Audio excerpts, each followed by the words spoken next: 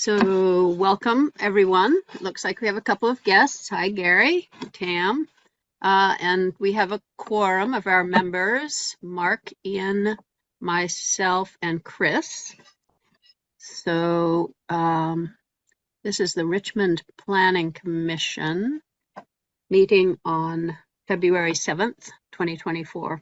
So hello, everyone. We'll look at the agenda and see if anyone wants to adjust it so we will know what is on and not on the agenda. Basically, we have two items. We're continuing our discussion on the village residential neighborhoods for the first part of the meeting, and then we're talking about Jolena Court Buttermilk project for the second part of the meeting. We'll try to go till about 8 o'clock with the neighborhoods, and then about 45 minutes for the buttermilk. And then we have just a few other things to catch up on. So anybody want to make any adjustments to that or comments about it? Add anything? Is Buttermilk on the call? No. No, does not appear to be. So, right. Yeah. Well, you know, Keith and I have suggested to them that it's better for them if they're actually not here at these meetings, Yep. so that we can talk more freely about what we want to talk about. So, Right. and they can watch them archived so they can Right. see what was on. So Yep. it's not secret or anything, but Yeah. Okay, seeing no comments about the agenda, we'll proceed with that as written. And we will ask if there's any comment about anything that's not on the agenda by any of our guests. Looks like we've acquired Lisa. Hi, Lisa. Hi, how you all doing? Yep, good. Any comments about anything that's not on the agenda? Okay, hearing no comments, seeing no hands, we will move on to number 4 on our agenda, which is a review of the minutes of our January 17th meeting. Anyone have any corrections, additions, anything you want to add to those minutes or change about the meeting minutes? Joy, Allison, hello, welcome. Hello. Hello. Okay, so I'm not hearing any comments about the minutes. Don't see any hands. So we will accept those minutes as written into the record and move on to our first real agenda item, which is to try to make forward progress with the village neighborhoods that have been percolating for a while, have been a little bit interrupted by Act 47, and we are hoping to get those finalized relatively soon, if possible. So there have been 3 main remaining issues on the Village Neighborhood North, the Village Neighborhood South. Ian, I presume that you looked at sort of where these areas are. The Village Neighborhood North is, you know, up Tilden, Baker, Pleasant Street, Esplanade, Church Street. Village Neighborhood South is Cochran Road, Huntington, Thompson, Lower Bridge Street below the river. So, Yep. So under the dimensional standards, we have this question of the setbacks and the lot coverage, the lot frontage. And before we can actually decide what those numbers are, we need to make sure that we're straight about what those terms mean. And as I looked at the current zoning, it appeared that they were contradictory to each other. They were not aligned, all those terms. Setbacks may or may not include driveways and parking areas. So we need to make sure that we are clear whether we are going to want to say that setbacks do or don't include driveways and parking areas. What a structure is, does a structure include a driveway and a parking area or not? So the 4 definitions that we have, I put in our zoning ordinance, and then I suggested a way to make it clear, for instance, that a driveway and a parking lot is not a structure, because we go back and forth about whether we call them structures or not. Our definition of structure is so vague. It's an assembly of materials for use. Could be anything. But that is what most zoning ordinances use for that definition. Keith, you wanted to say something? No, I was just, articulating that that is what it says. That's all. This is what it says. Yeah. So when the lot coverage says it's covered by structures, do we or don't we mean driveways and parking areas? In a setback, is the setback from the center line of the road to a building or structure? If you include driveways, then it means that it also includes the driveways and the parking areas. So so what I suggest that we do is we make sure that structures don't include driveways and parking areas, and that driveways and parking areas are in-ground or on-ground improvements. So structures are only things that are above the ground. It doesn't include things that are under the ground. We already said that in the definition, but it also doesn't include anything that's on the ground.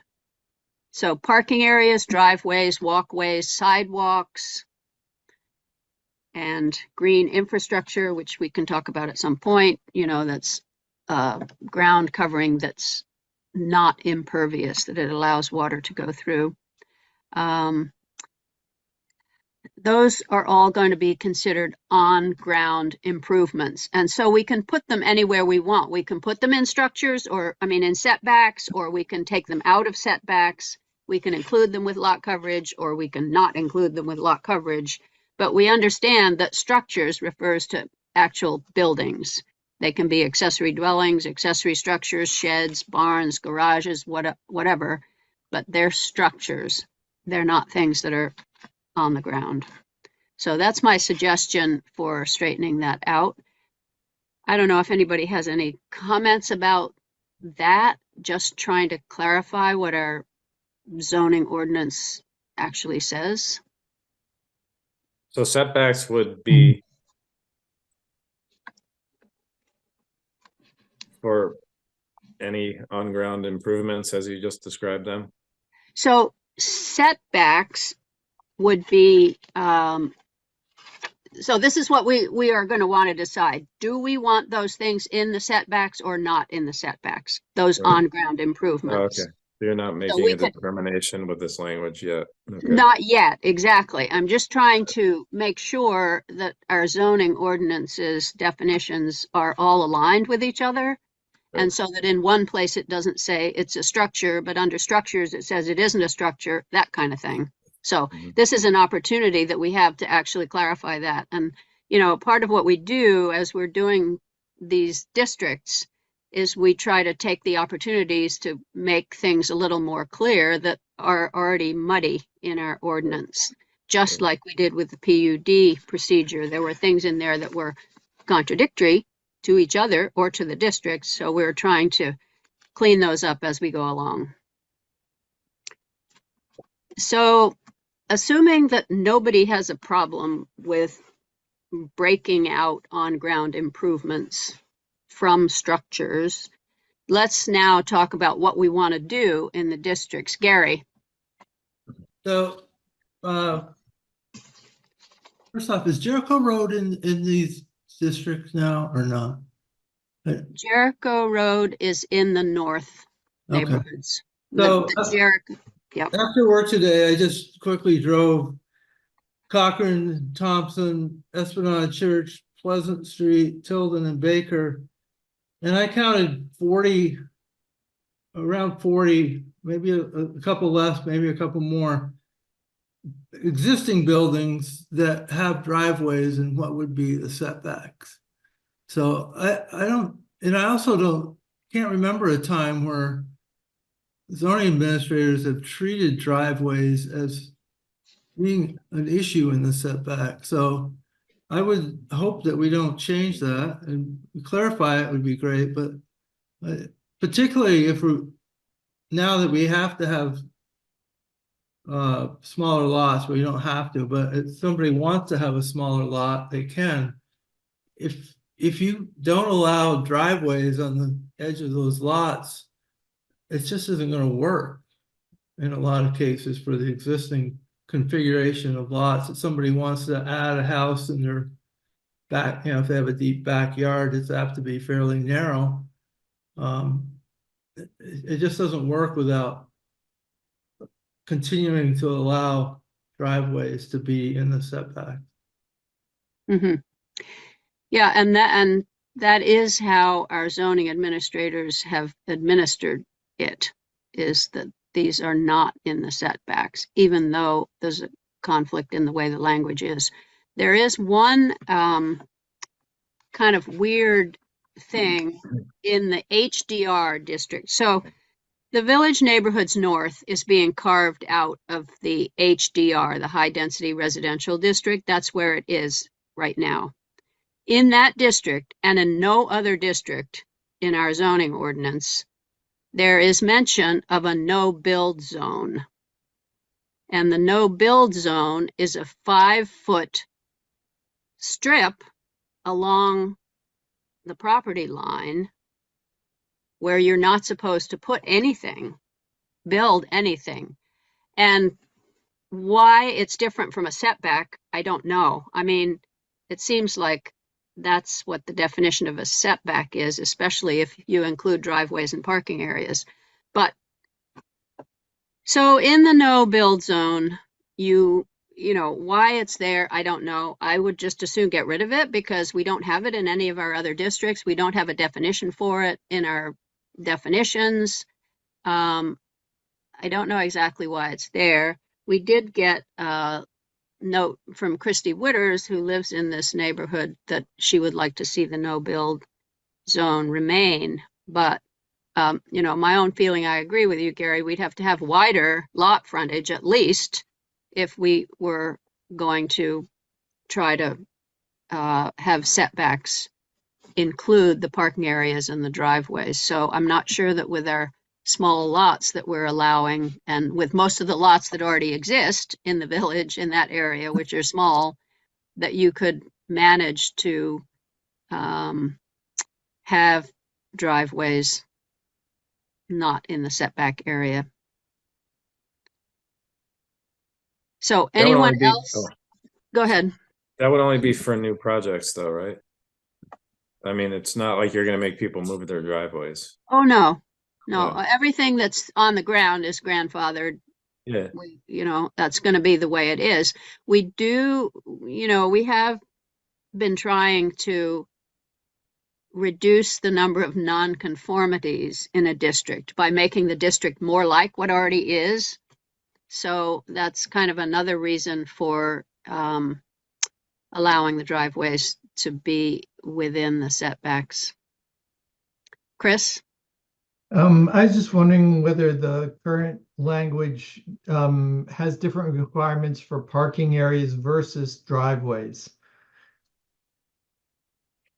Well, in the current setback language, it does. It says that setbacks include distance to the edge of a parking area, but it doesn't say anything about driveways.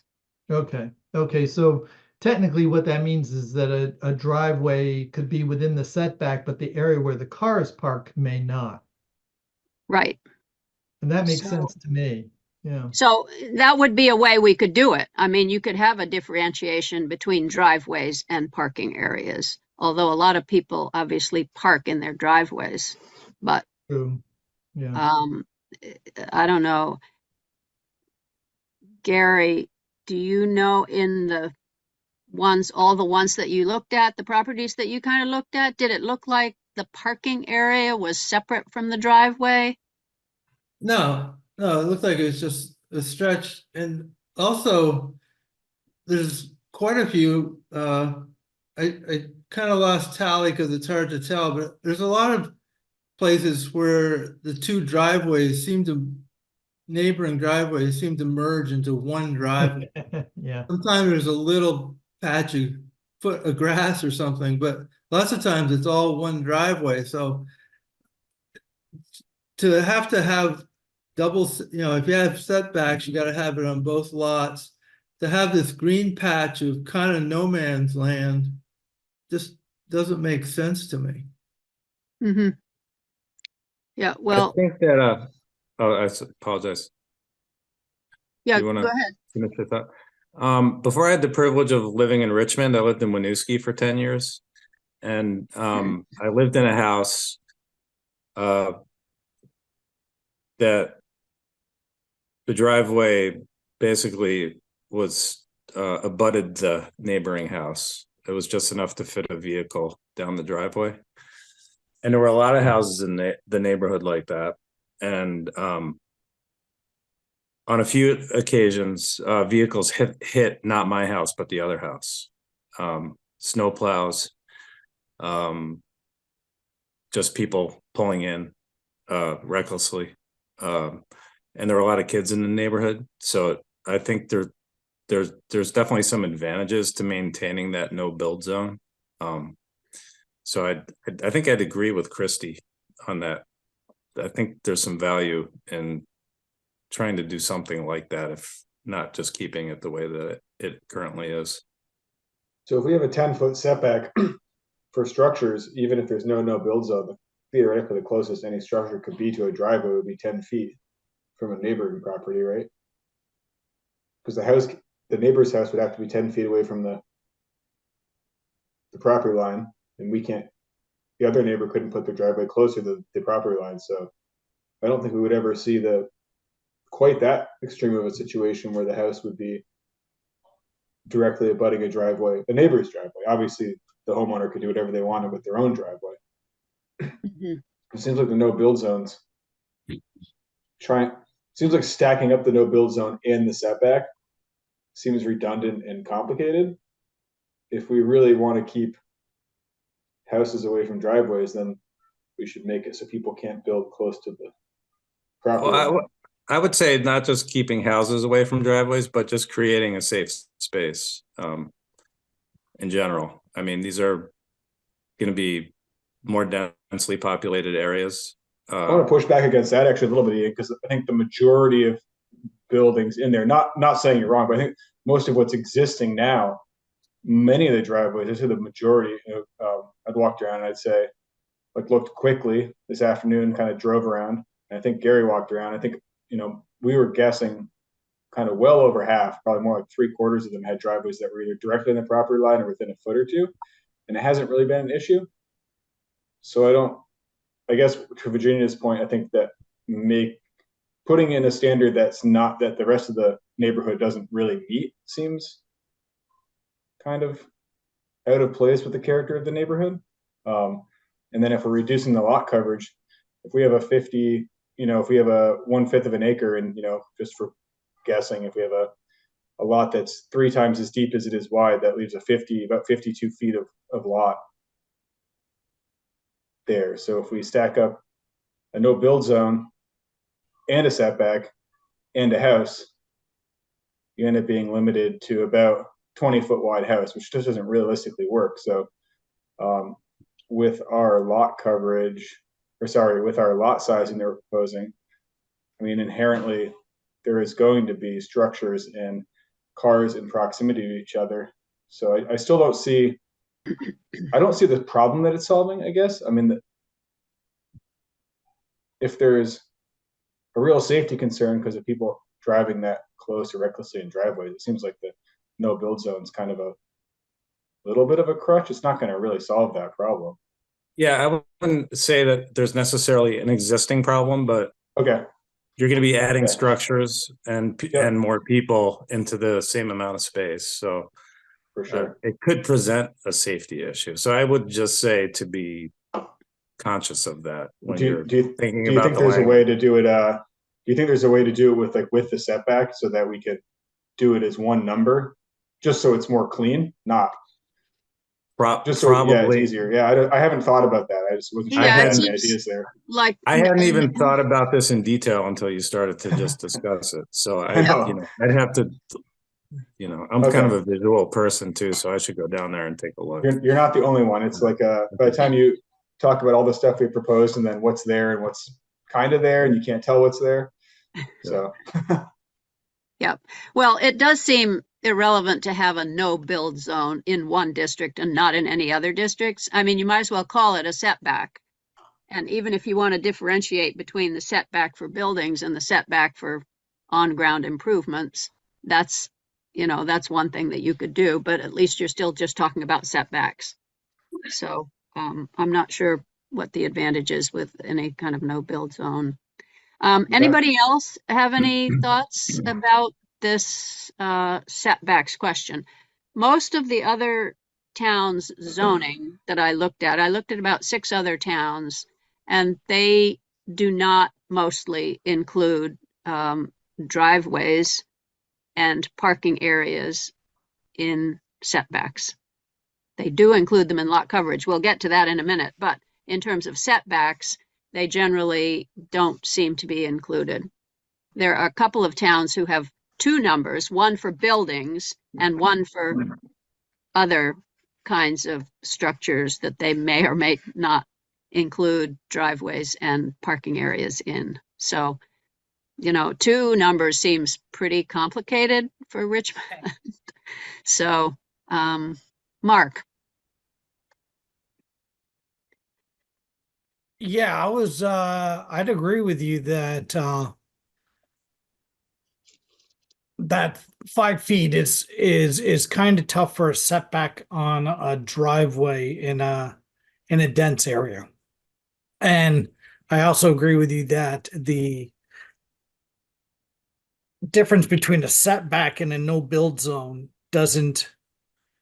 I don't understand the difference. I don't know where it's defined somewhere else clearer, but it sounds like a setback's a setback.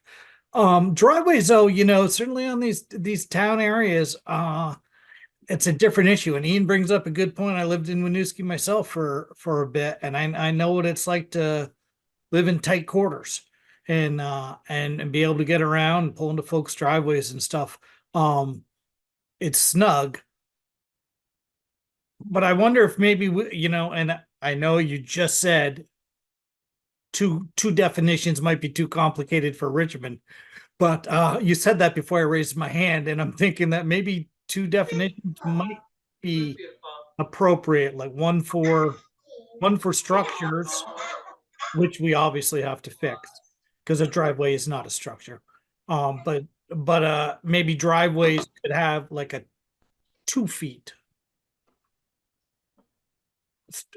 space, just enough, to keep it, because the Ian's point that it's going to get more dense and there's going to be more buildings in there, and running a driveway, we don't want to allow a driveway to literally be on the property line where it's not already.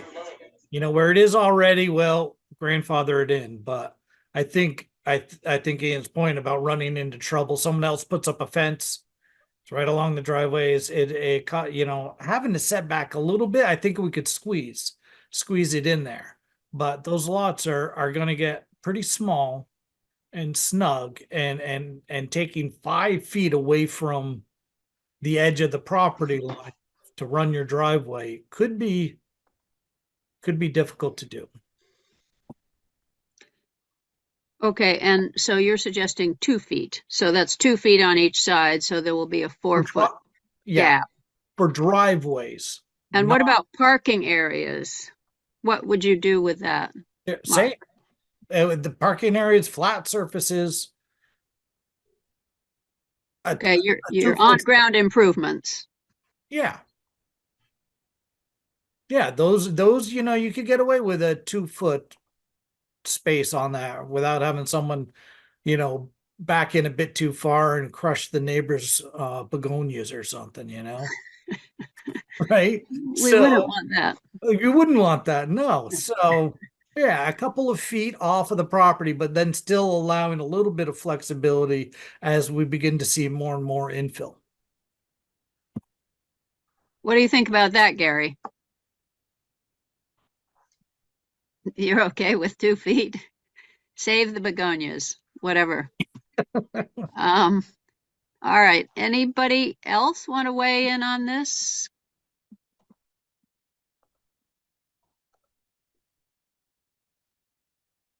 Adam, what do you think about 2 feet? I think it's better than 5, but I still think it's really complicated for no real reason. I think every other, basically, if you're rounding up, every driveway in the neighborhood is on the property line or shared by 2 houses, and the property line's in the middle of the driveway. So I understand the concern, but I think that it hasn't. I don't think anything we're going to do is going to make it worse than it already is, I guess. And yet we're going to also put more constraints on houses to solve a problem that we can't get rid of because they're already grandfathered in. I guess that's my big issue. Is it's not that I don't think that there could be an issue, but I think that our ability to limit this issue is the cat's out of the bag. And I did a project in a house on West Main Street this year. Had to back a 8-foot wide dump trailer in between 2 houses, where one house is 18 inches or 2 feet off the driveway, and the other house is 4 feet with a porch that comes out to 2 feet. And it was a complete pain in the butt. I didn't hit anything, and I'm not good at backing up, and it was a dump trailer. So, I mean, I'm not trying to say that it's not a pain in the butt, but yeah, if I can do that, then I think you did have 2 feet on each side. So I don't know. Yeah. That speaks well of the 2 foot idea. You haven't seen me back up. I really had like 6 inches the whole way. But yeah, I mean, I do think it could be an issue, but it seems like we're trying to solve a problem with that is already going to be there for the majority of the neighborhood. So if our goal is really to enable development, it doesn't seem like we should hold realistically, the few more increased units and small percentage of increased units to a standard that the rest of the neighborhood couldn't meet, even if they wanted to. Even if they redesigned everything, there's simply not the width of a lot of those lots to do that. So anyway, that's my 2 cents. What about 1 foot? What do we pitch 1 foot? No, sorry. Yeah, well, 1 foot, I mean, I can pretty much guarantee that if we put in a 1 foot setback, it's never going to be monitored by your zoning administrator. He's not going to be checking on whether it's 1 foot exactly or not. What's your number where you round down to 0, Keith? Is it 1 foot, 2 feet, 10?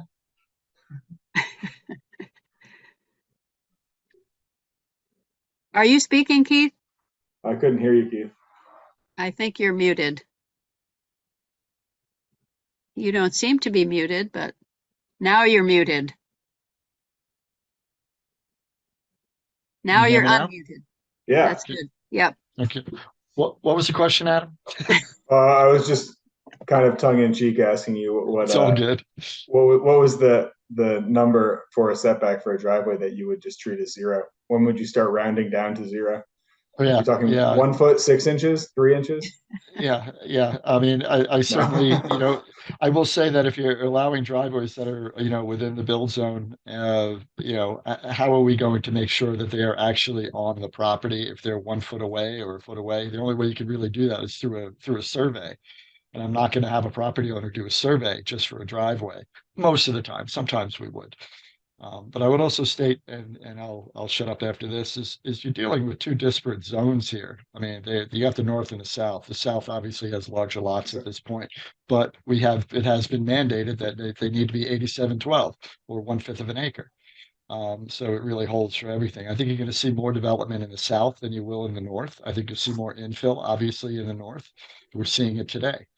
So those are all considerations. And I will say that when I do permit a fence, I do request, I don't require, but I request that you leave 2 feet from your property line for maintenance. There is a maintenance aspect to all this also. So, and that is, to Christy's point, I think there's that, and there is, also a quality of life issue, but the north is built out for the most part.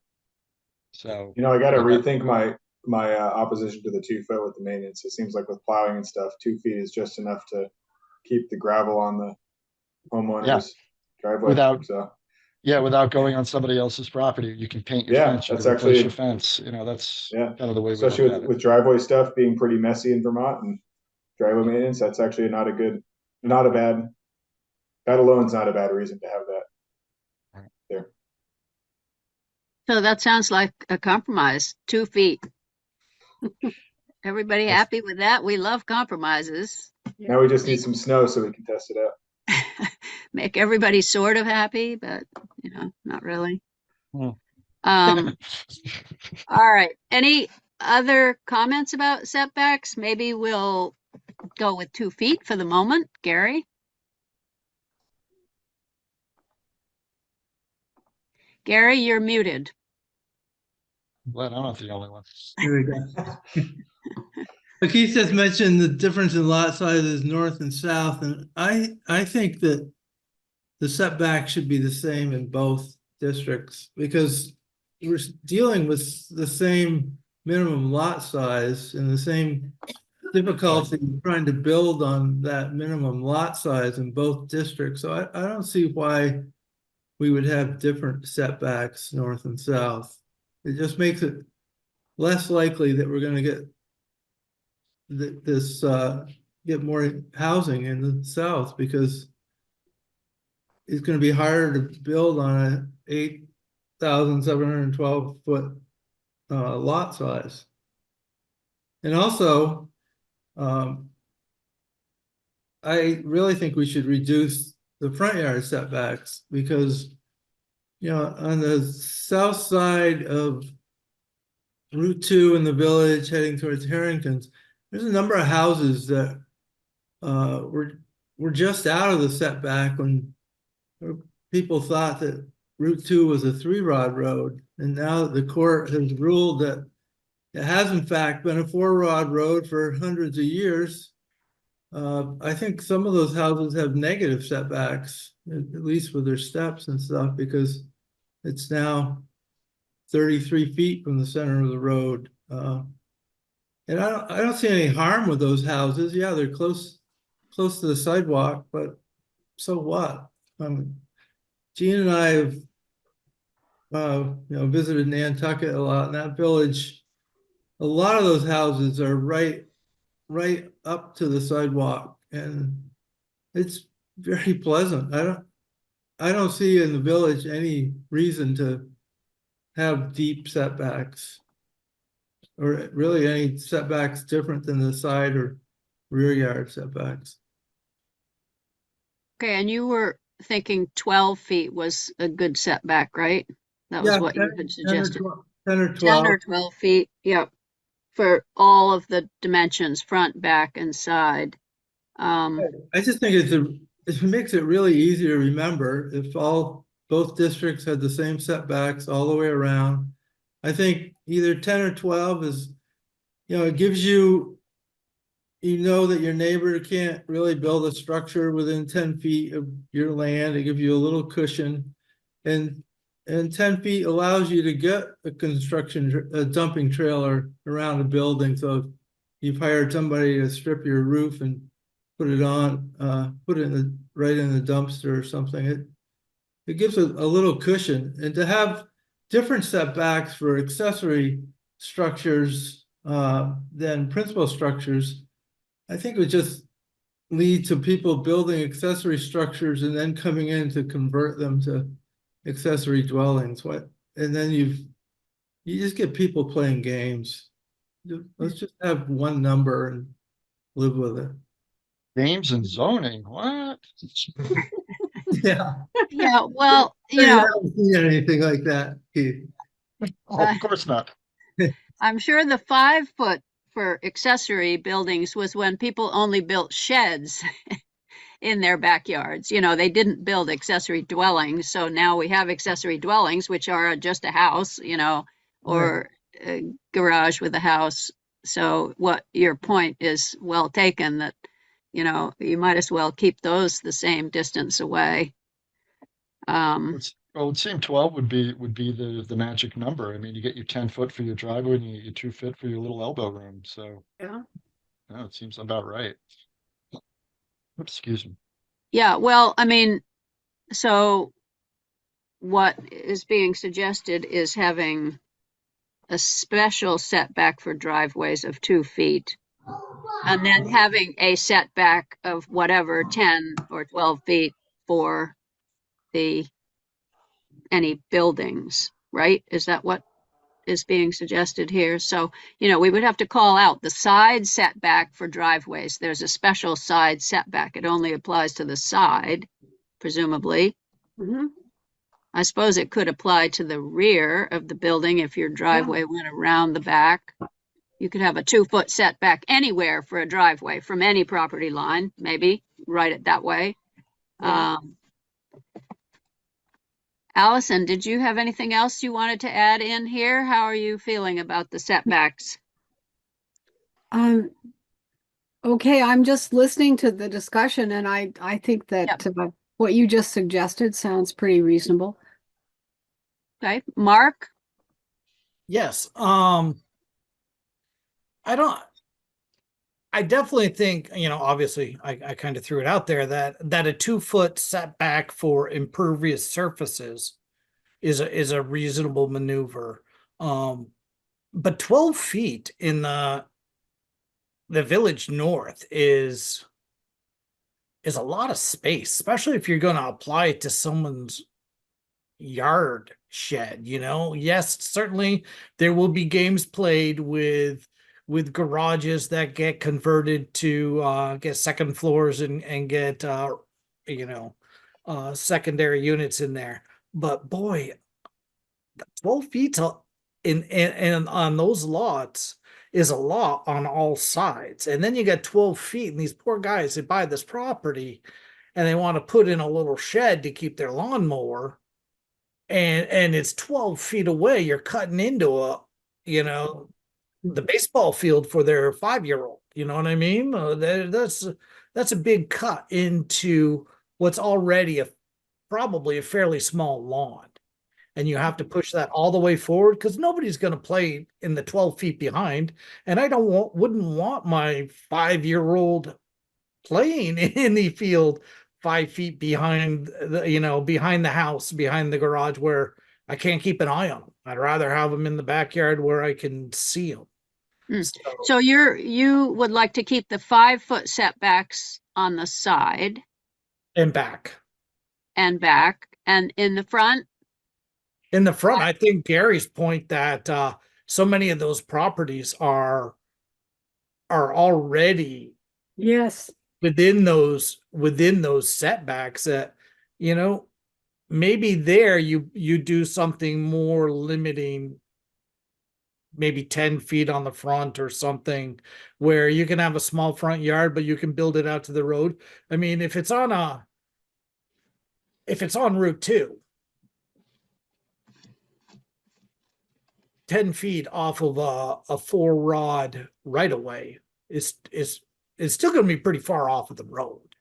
You know what I mean? As far as, the actual paved surfaces and throw in the sidewalks, you're still not going to be probably at that full 4-rod.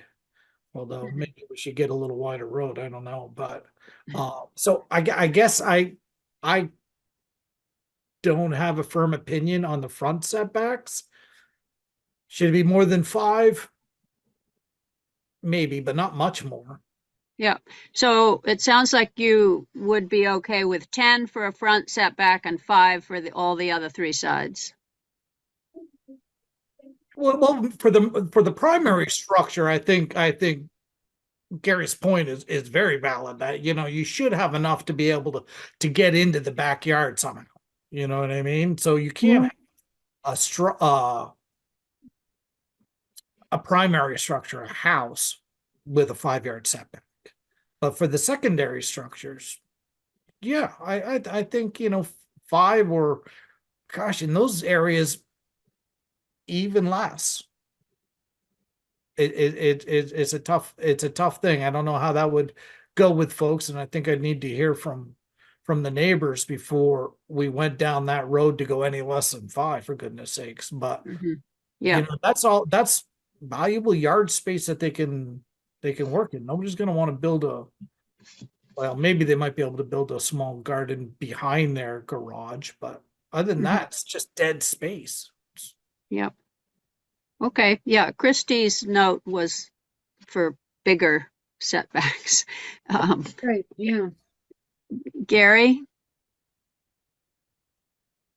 You're muted, You're- bud. muted.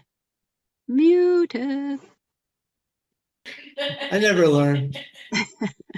So, 5 feet is, it's pretty hard, you know, if it's a little 8-foot tall shed, you can probably maintain it with 5 feet, but you could start getting into a 2-story garage or something. The neighbors shouldn't have to have scaffolding and construction equipment on their property for somebody to maintain their property. It's just, I just believe in property lines too much, that there should be enough distance that your neighbor shouldn't have to come on your property to maintain their structures. And I don't think you can do it with 5 feet. I would echo what Gary is saying to a certain extent, because when we take our measurements, we take our measurements to the walls. We don't take them to the roof typically. If there's an 18-foot or 24-inch overhang on the soffit, we don't count that. That's you know, we count it to the walls. And you know, for impervious surfaces, the same thing applies. You know, that's the way that we apply it in the zoning. If it's called out differently in a zoning, if it's specific, we'll do the roof lines. But typically, I give an 18-inch to 24-inch allowance for the soffit, just to let you know. So Yeah. right off the bat, that's 2 feet going into a 5-foot setback, and that's, you know, I think you're getting a little bit closer. You got a lot of water, a lot of concentrated water if it's coming off that way, and so on and so forth. And that's another issue too with the setbacks, is you got to deal with your stormwater. So, you know, please keep that in mind. Mhm. Adam, do you have any feeling about this? Yeah, I was just mulling this over. I agree with Mark on like the garden shed kind of example, but I think that all the other examples everyone provided seem to point towards a 10-foot setback. Just trying to figure out if there's a simple way that we can deal with both those situations, because obviously we don't want to have Yes. a 2-story garage or an ADU or whatever within, you know, 2 feet away or 5 feet or whatever the smaller setback is. But if Mhm. someone were to build like a 10 by 10 or a whatever we decide is a reasonable number, 12 by 12 shed, it seems like that would be reasonable to have closer. Anything more than that should be further away. But then in saying that, I'm going against my statement earlier that we should keep it simple. So I don't know. I haven't fully developed my opinion on it. So Well, a if lot of anyone zoning, has, go ahead, Keith. Sorry. yeah, I mean, a lot of zoning regulations do have setbacks for directly towards principal structures and a separate setback for accessory structures. Obviously, a lot of times accessory structures can be close or even on the line. I've seen that on Is there many a way we occasions. can draw that line instead of between principal and accessory? Because now that Absolutely. we could, instead of drawing the line there, we could draw it between, you know, Habitable. habitable Possibly. or under a certain square footage even. You could, yeah, sure. Is there a simple way you can think of to do that? I mean, obviously, you and Tyler will be very familiar with it, so it'll be very obvious to you if someone comes in and wants to build a 20 by 20 garden shed that no, you can't. But is there an elegant way that's easy to communicate that you think we could do this, or because I do think that everyone's point that, you know, if we do allow it to be accessory structures, that does include ADUs, and that's, I mean, for all practical purposes, I know zoning wise it's not, but for practical purposes, from a neighbor's perspective, it's just another house that's on top of the property that's likely 2 stories tall if it's on top of a garage. So that's not a great situation either. Yeah. Yep. Never perfect. Yeah, and there's always going to be some muddy area, you know, some little muddy area, but Before I call on Mark again, Joy, do you have anything you want to weigh in about setbacks? Sorry about that. So in what you guys were just talking about, I think that I would prefer to have it all one setback, but see, I don't know what that setback is. So if you guys are gonna, or if we decide on 15 or 20 feet, then okay, I think we should do something for the other structures so that they could get closer. But I think it'd be simpler to have just it all the same and easier for people when they're planning. Just, you know, like actually think about a site plan. When our civil engineers do their plans, they literally will draw the line with what the setback is around the property. And we know that we don't have to go beyond that. So I would prefer to stay with one setback for all structures. And what do you think of 10 feet? You know, I'd like to see the other properties. Like I've said to you guys that I feel like it's really close. A lot of the properties, at least I know Baker Street and Tilden, and Millet. And I feel like those are all pretty close and agreed, you know, like our driveway, we share a driveway with our neighbor. There is no, I mean, I guess maybe there's a line down the middle, but it's not clear. And that's the way it should be. I mean, if you're going to try and really, you know, if you want housing and that's the goal, that's what we're going to have to do in order to make this work. So, you know, allowing more units, but then setting these parameters that make it harder, you're working up against yourself, right? And I think that's all I had.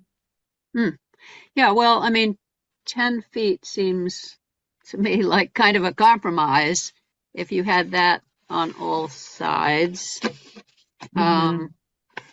If you want to have just one number. I mean, I'm not persuaded that people need to have just one number, but I guess I see the point, your and Gary's point, that it is the simplicity, which is nice. It's like having a no build zone, basically, you know, the setback which you draw on the map. So, and I agree that the no build zone doesn't make any sense. I don't see the purpose of that if we're going to do setback.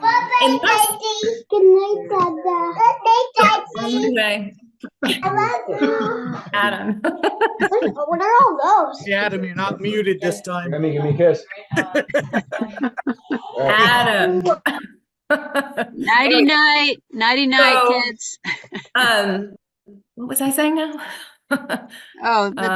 So 10 feet, you know, if you had it the same on all sides, of course, people could put more if they wanted. That's only the minimum, but 10 feet for buildings, and then there's the 2 foot for driveways question. Yeah, so you weren't wild about the no build zone. That's the way you left it.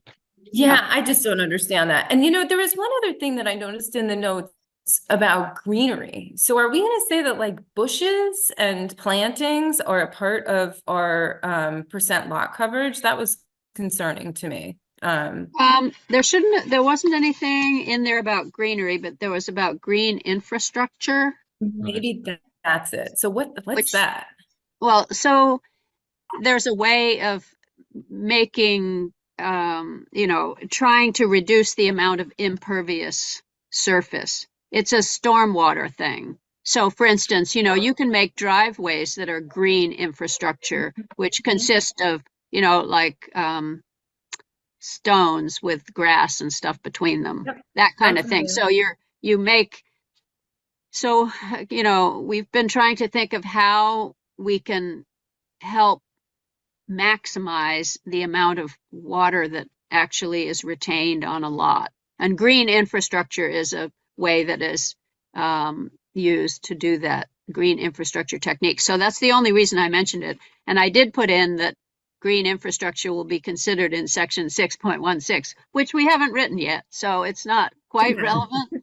And it doesn't have anything to do with grass or trees or greenery. Right. It's just, you know, infrastructure systems like cisterns under the ground that hold the water. And it's also called low impact development. That's another term that's used in a lot of places, low impact development, which basically means trying to make your surfaces the least impervious that you can. Right, but at the same time, the way I read it, you were trying the way it was written it seems that that would be a part of the lot coverage, and I would. Yeah, I think it would be part of the lot coverage as a bonus if you're putting in infrastructure such as a driveway that's permeable. You're not going to get 100% credit for that, but you might be able to get 30 or 40% credit for that to go towards your lot coverage if you do those type of practices. That's something I didn't see that anywhere. Okay. Yeah, well, So it hasn't been coming. fleshed out. It hasn't been fleshed out Okay. yet. But All right. I just Right, found it yeah. concerning. I was like, are they trying to make these things count towards the lot coverage? And I don't know. I didn't understand it. So thank you for explaining. Yeah, so if we have this definition of on-ground improvements, that would Mhm. include both all impervious surfaces like gravel or paved driveways and parking areas. Also, green infrastructure would count as an on-ground improvement for which you would not get full credit as it being pervious or permeable, but you would get partial credit for it. So that's the theory. We haven't really worked that out yet. And, but we are going to have to think a lot about stormwater when we have these small lots that have lots of lot coverage and driveways and, parking areas. There's this stormwater issue. So if we can encourage green infrastructure methods or low impact development, that's all to the good. We just have to get on with it and, figure out how to write the standards. So that reminds me of another thing that Christy had in her letter about how the lot sizes are being, I guess, sacrificed by the water runoff, and that we should take that into consideration. I think it was for lot coverage, and I would disagree with that only because I don't think that we can. I mean, there aren't that many lots that are dealing with that, and for us to adjust all of these areas for a few lots that are losing some land, I don't think that that's it's worth adjusting everything for those properties. So that those are all my thoughts. Mm-hmm. Yeah, well, I mean, we do have to think about stormwater, but maybe the way we want to think about it is not by controlling the lot coverage, but by having stormwater infrastructure, or green infrastructure, or anyway, methods of dealing with water. Obviously, we can't ignore it. Agreed. So yeah, it's a thing More that than we have to ever. take more serious, right? Okay, somebody else. Mark, did you have something else you wanted to say about? What are we talking about? I Setbacks. I brought my hand down. Okay. But yeah, I honestly was following Adam's line of thought. That's where I was going. I think it makes sense to define it dimensionally more so than use. That seems like a reasonable option, if you build and there's some builders here who might be able to answer my question, but if you built a 10 by 15 garage, is that really going to become a habitable second story? Is there an apartment 150 square feet? Is that reasonable enough that could be at a 5-foot setback? But anything bigger, if you want to put up a 24 by 24 2-bay garage with a second story, that's a whole nother issue. And if you want to build it within 5 feet and you want to build your 10 by 15, and then all of a sudden you decide, you put that 5 feet off, you're not able to expand that to 24 by 24. You've got to be able to, plan for that and know that that's a limitation that you're committing to, or you're tearing it down altogether and rebuilding 24, 10 feet off of, or 12 feet off of. I don't know what the distance of a dump trailer is with, but dimensions Right. so you can access those buildings. But I mean, how much, you can use a ladder to get up on a 1-story 10 by 150, 10 by 15. foot garage and do whatever you need to do. You don't need that infrastructure for that once in a 20-year roof change, shingle swap out and lose all of that valuable yard space for your kids. Mm-hmm. Okay. So what numbers would you suggest? Or you're saying use, not size? Is that what you were saying? That you would go with the use, not the size? You would go with the size. Say size. You would go with size. And what size are you thinking? Well, that's why I threw out 10 by 15, because is anybody going to turn that into a ADU at 10 by 15? 5 feet off of somebody's property? It's a tiny ADU. That would be, a tiny house type material, which what the impact of that would be, but is somebody going to do that in a practical sense enough that it could be endemic and prolific throughout the whole neighborhood? Okay. Anybody else want to weigh in on this question of whether to allow small accessory buildings nearer to the property line? Gary. So I'm not muted. That's good. Yes, good first step. Yep. Well, if you're gonna, I still prefer one number all the way around. But if you are gonna make an exception for sheds, it's the other thing besides the maintenance is, if you have your property and 5 feet away you have a looming 2-story structure, it really does have an impact on your property. So I would encourage that if you're really trying to talk about sheds, that you limit heights too, as well as dimensions. Depth and width. Mm-hmm. Because it's quite a different thing to have a 2-story structure 5 feet away from your garden, trying to get some sun or something. Mm-hmm. Okay. Let's see, who haven't we heard of? Chris, do you have any feelings about setbacks? Do you like the one number concept, or? Excuse me. I've been listening along, and I have to admit, I feel like I'm still sort of betwixt and between. I'm not hearing anything that I strongly disagree with, but I am swayed by the different arguments. So I'm gonna keep my counsel for now. Okay. Ian, how about you? What do you think about this?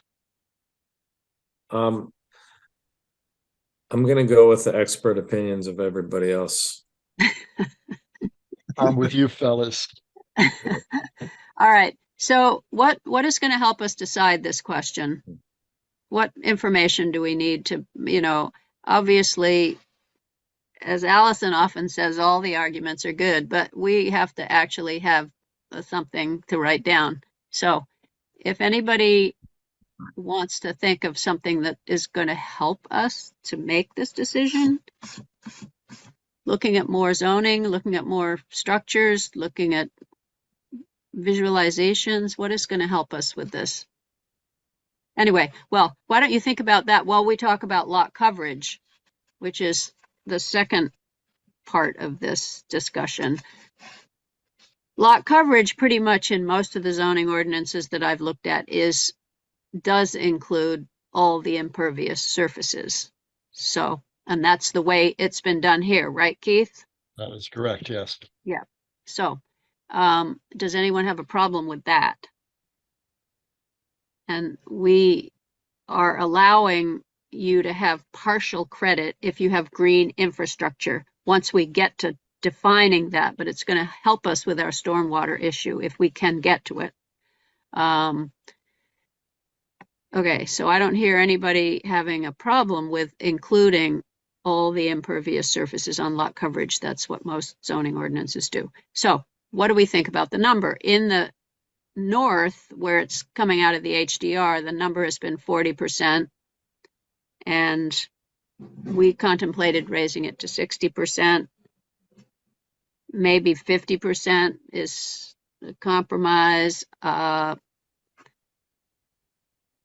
You know, it's tough to think of all the scenarios that could play into this, I feel. I mean, if you have a single family home, you want to build a single family home, and then you want to put an ADU, which you're supposed to be able to allow, you kind of have to have enough room for it. If you end up not allowing any ADUs because they exceed the coverage that you've set up, you haven't really set up zoning that allows for ADUs. So that's a factor that plays into it. I myself am having a little bit of a hard time conceptualizing how much room you actually need to have a house and a driveway and a parking area and a shed and maybe an ADU or a garage. So anybody have any thoughts about this? We raised it from 40 to 60% in the north and from 40 to 50% in the south because the lots seemed kind of different down there. On the theory that if you make smaller lots, you're going to have more lot coverage to allow what you need to allow on the lot. But still, you need to allow some surfaces that will absorb the water, some permeable surfaces, and will allow for green space and so forth. Anyone have any suggestions or thoughts about the lot coverage question? I know, Gary, you kind of thought it should be the same in both the north and the south. Maybe, I don't know. We've been keeping them separate. That's another question that we could consider is, do we just want to combine them now that we have to have a minimum lot size that's the same in both the north and the south? Do we want to combine these into a single village residential neighborhoods district where it's all one with the same regulations? As I drive through those two neighborhoods, they look really different to me, but maybe if the rules are all the same, then it doesn't make sense to have two completely separate districts. They could all be one district. What about the uses for combining those two? What about what? Conflict in uses?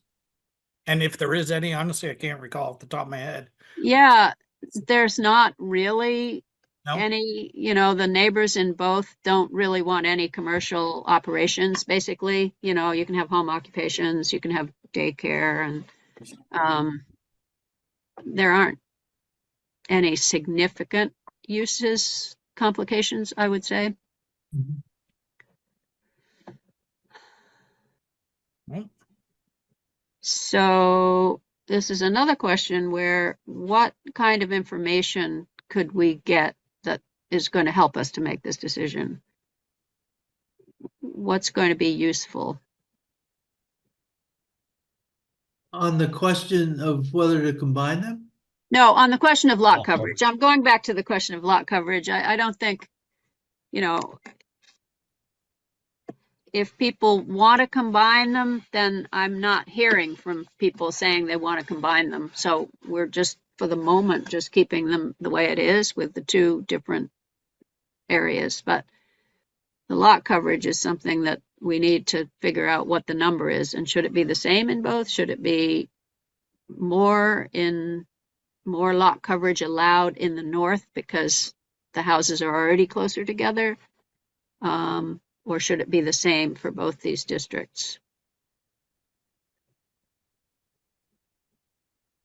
if I could, first of all, I'm not sure I'm at all opposed to combining the districts. I don't know if we Mhm. want to just throw that off the table right away. I think it's something to sort of let simmer now that you brought up the very good point that they are basically density wise equivalent and uses wise minor differences, if any. That's something to consider for sure. But lot coverage, everybody talks about flooding, but one of the biggest problems with flooding is impermeable surfaces, and it's not like we have the best stormwater system.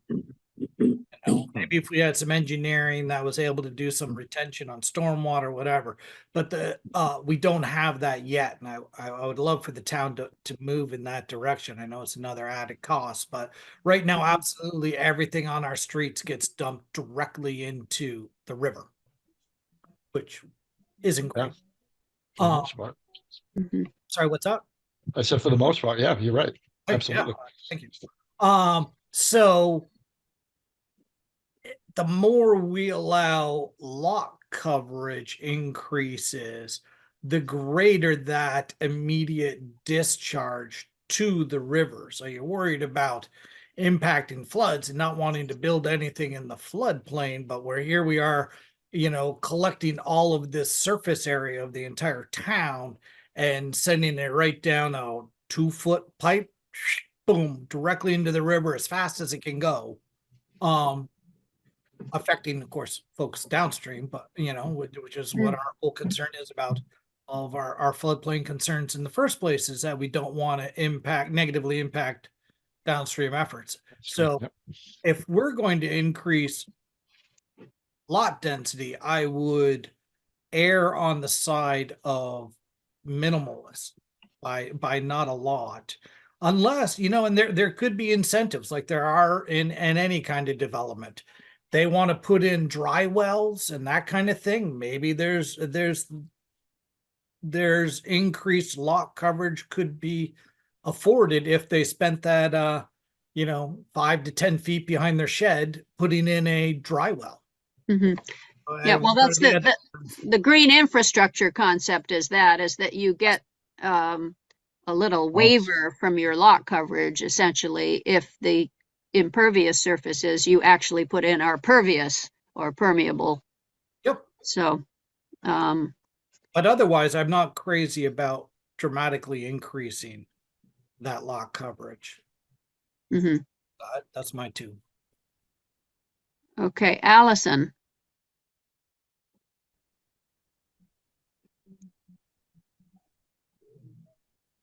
There, sorry. I agree. I agree with what Mark just said, and I said something a lot like that at the last meeting. I'm very concerned about the flooding and increasing lot coverage. Do we know anything about what's coming down from the state of Vermont with regards to that in the legislature? Of course, they're dealing like with the whole state, but I just think it's really very unfortunate for people to keep building and building some more when we have this, as I have said before, I'll say it again, it's probably boring, but God's owned Richmond. We have floodplain and steep slopes, and that's where we're at. I would be favoring a lot of caution on expanding density in the village. I just would. I've said that before. I'll say it again. Yep. So we're probably going to have to expand density, but we don't necessarily have to expand lot coverage if we can fit what we need to fit in on those small lots. And maybe what we need is some visualizing, I mean, if you have a 0.2 acre lot, what can you put on it? What's the maximum size of a house? How many sheds? Yeah. There's also, maybe this regional planning maybe could help us do some of these visualizing of what it would look like to have a 50% lot coverage. Do you have to have a tiny house to have a 50% lot coverage, or what do you have to have?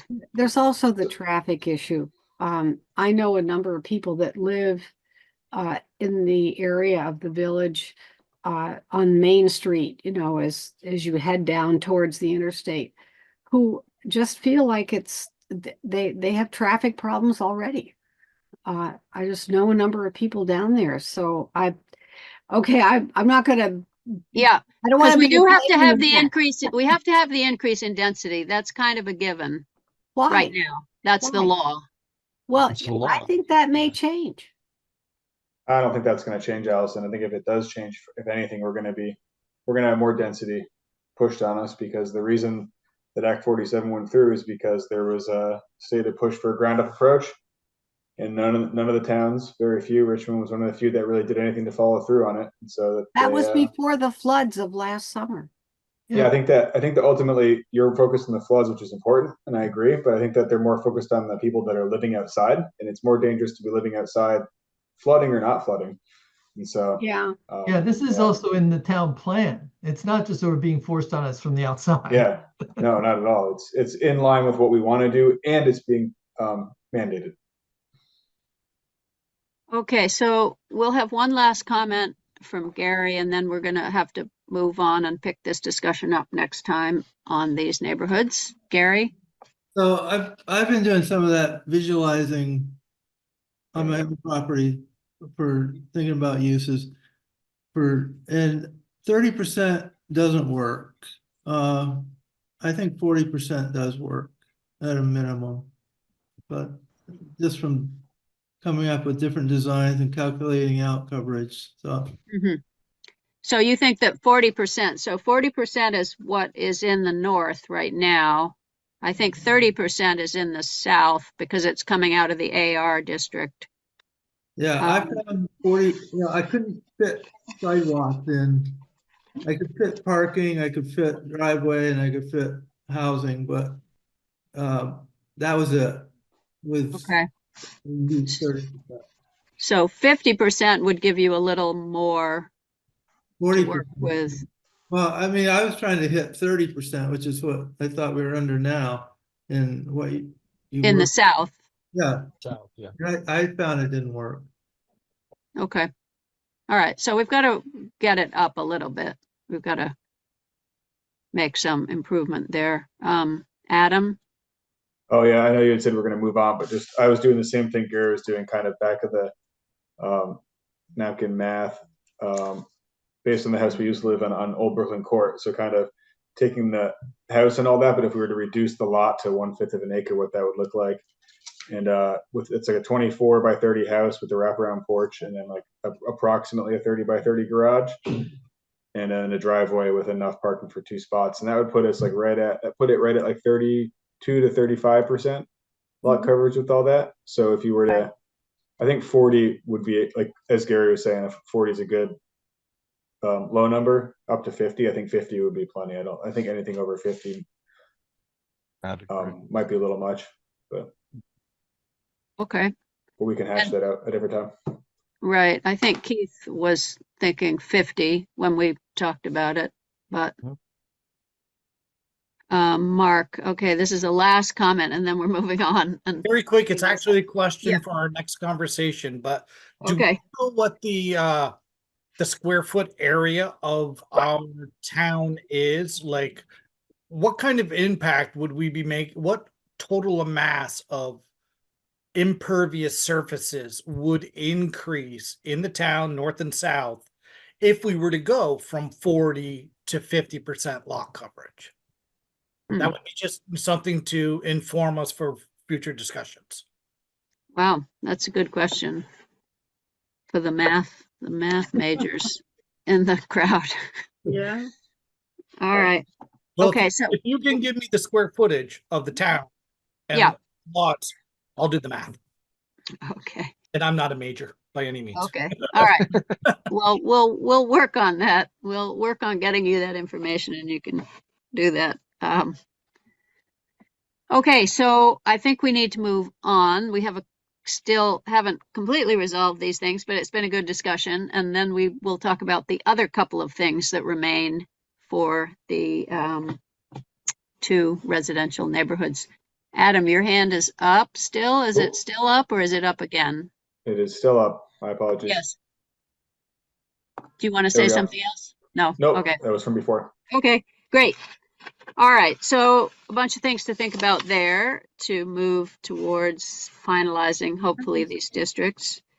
So let's move on to our next issue, which is the Buttermilk question.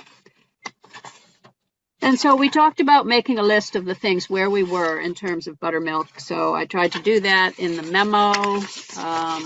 We seem to all be okay with reducing the commercial space, which must mean that, I guess it doesn't necessarily mean that everyone is okay with some increase in the number of units, because I suppose you could remove the commercial requirement and they would just have to make all of their units bigger if we didn't give them any increase in density.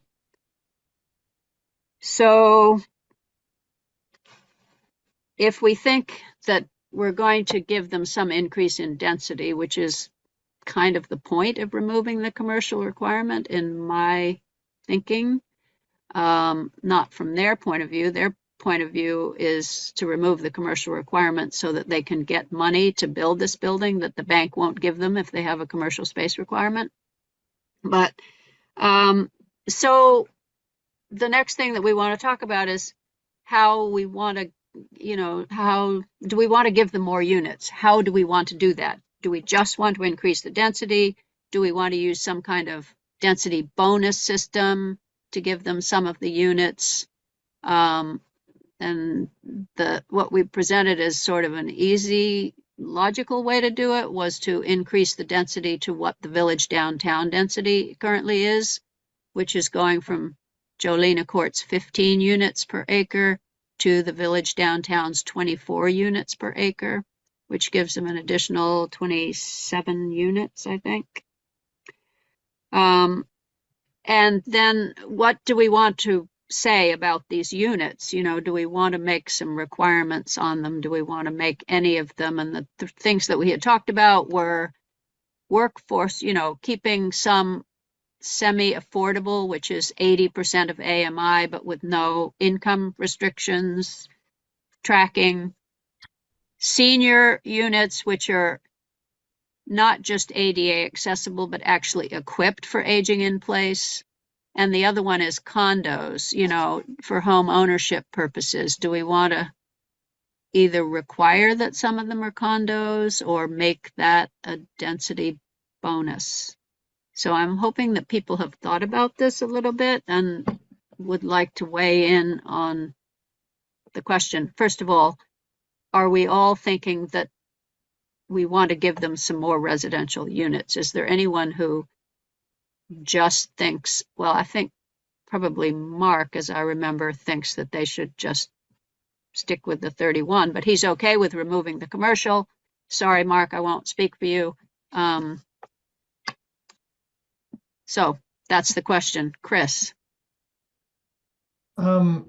Yeah, so on the first of all, on the number of units,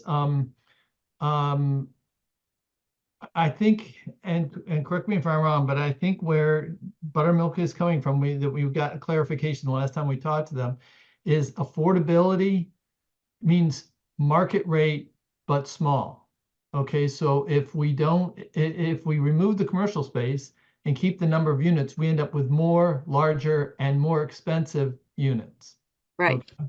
All right. So for that reason alone, I would advocate increasing the density. The question is to what extent. As far as all of the things that you very helpfully put here about market rate or things like that, I think we've also figured out we have no ability to enforce that. So at least on the the senior or workforce, these will be, if they're smaller, they'll be cheaper, and that will be helpful. What we can do, I think, well, Keith, tell me if we can do this, is to require the beyond ADA accessible components, which is something I think it's worth thinking about, at least on the maybe on the ground floor units. Mm-hmm.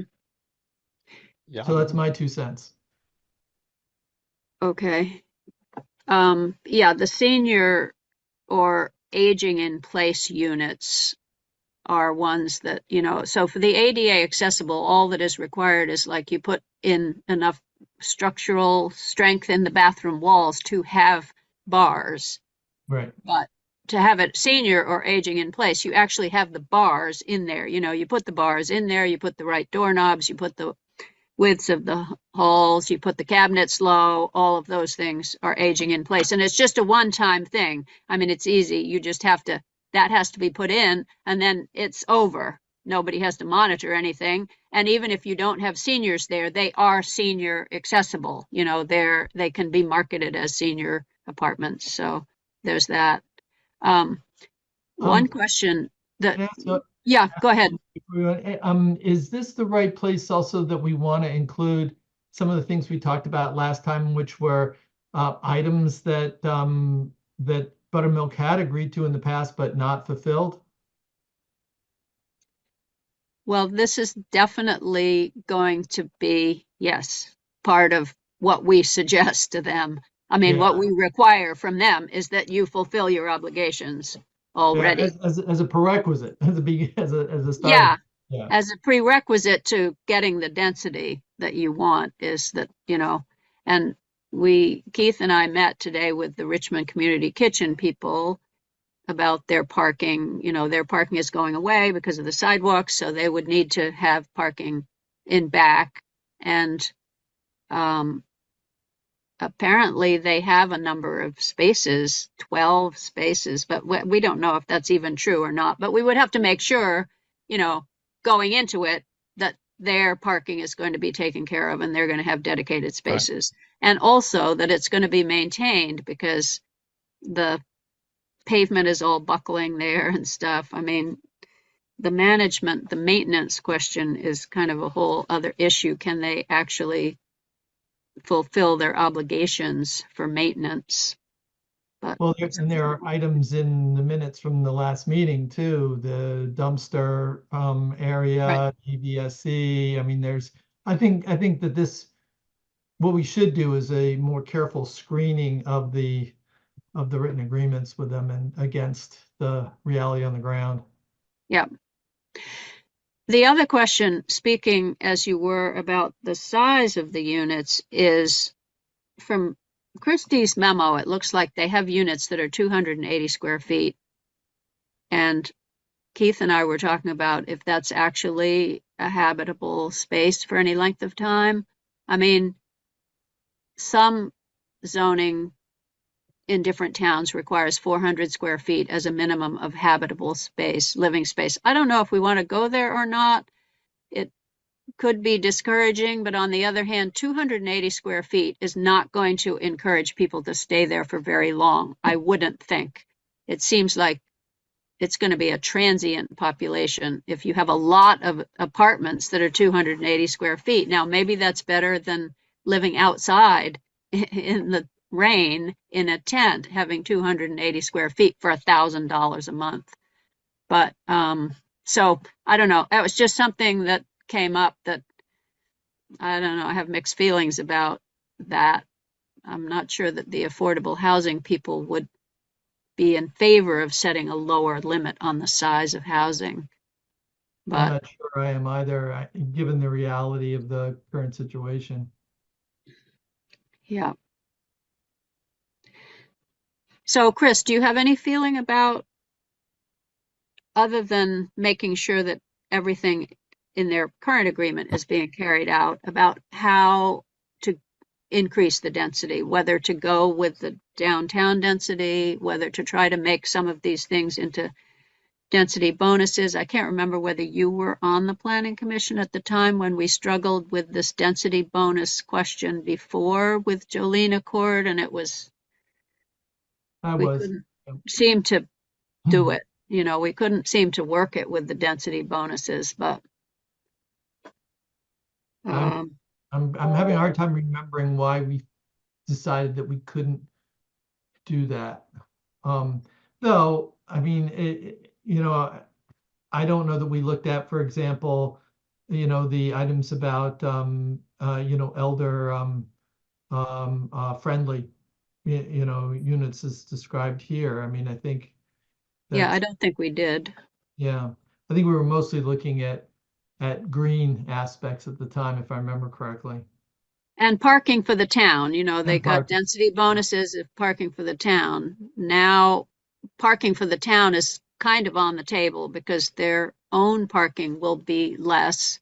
So it may be that there will be additional parking, either paid or unpaid parking. Somebody had a hand up. Who had a hand up? I don't know. Let's see, anybody. It was me, but never mind. I'm gonna wait till you guys hash it out. Okay. So anybody else have any feeling about how the numbers should be, how the density should be increased? Joy, you had some thoughts about this, I think.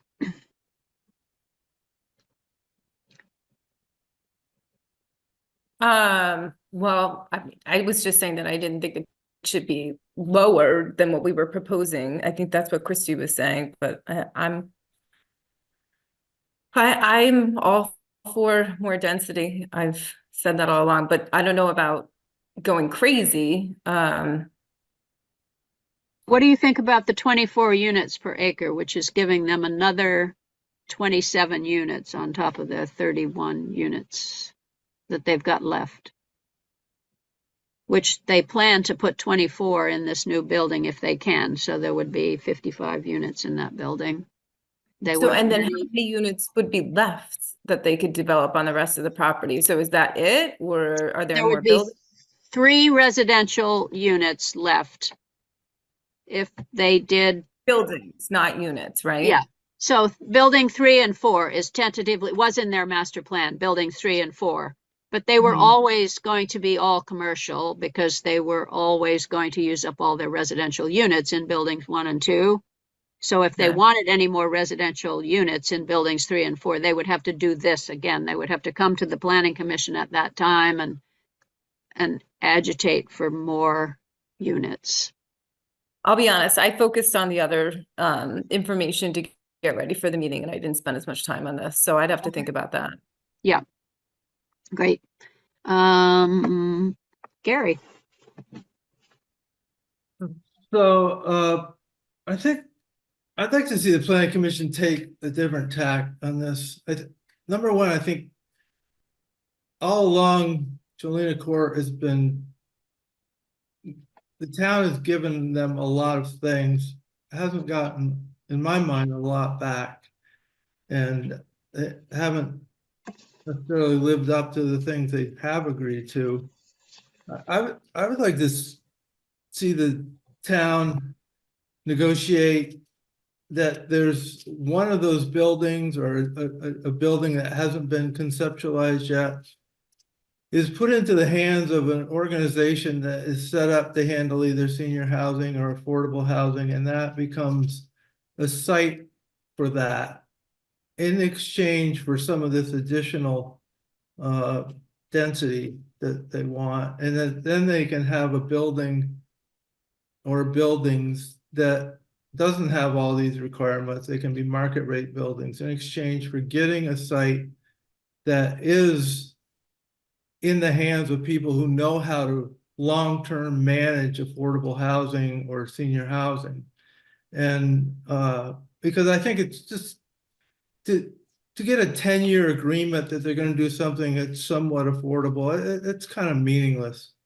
We need long-term protections on a building. They're not the people to do it, but they have land that maybe they can figure out a way to add a building they hadn't thought of before and deal with it that way. But I hate to see the town keep giving away their leverage to get something like that out of them without getting anything in return. And I think that would be a much better place to put that kind of housing rather than trying to convert a baseball field into up on Brown's Court, which is up a steep hill, senior housing, or, it belongs next to the grocery store, next to the library, next to everything. It doesn't belong up a steep hill and down a side road. So I wish planning commission would send it back to Buttermilk or whatever the overall organization is now called, and say, look, come back with a concept that we want long-term senior or affordable or both housing in a separate structure that you don't maintain. You can sell the lot to an organization that will manage that. And then in exchange, you'll get extra density. We won't put all these little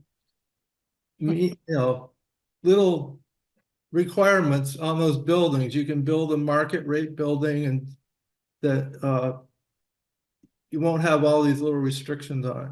So that's my thought.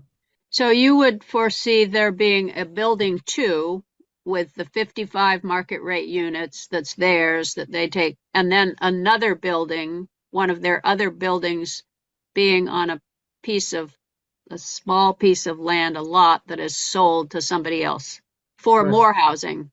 That's your concept. Is that straight? Have I got it Right. straight? Housing that they don't control. Right. Yeah. Yeah. Their management skills may not be impeccable. I think Chris and then Allison. Oops. I really like that way of thinking about it. Gary, I think that's a good perspective for us to have, and it's the perspective of we're in a negotiation situation, and what do we want? And I think Buttermilk has been pretty clear they're not subsidized affordable housing developers, okay?